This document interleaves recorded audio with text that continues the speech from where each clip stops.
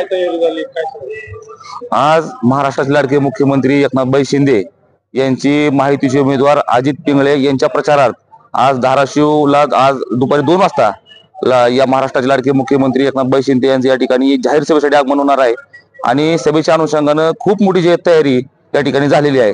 आपण या ठिकाणी बघू शकता साधारणतः 2 वाजेपर्यंत 10,000 शिवसैनिक या ठिकाणी दाखल होतील आणि वाजत गाजत या ठिकाणी शिवसेनेची जाहीर भव्य सभा अशी संपन्न होणार आहे।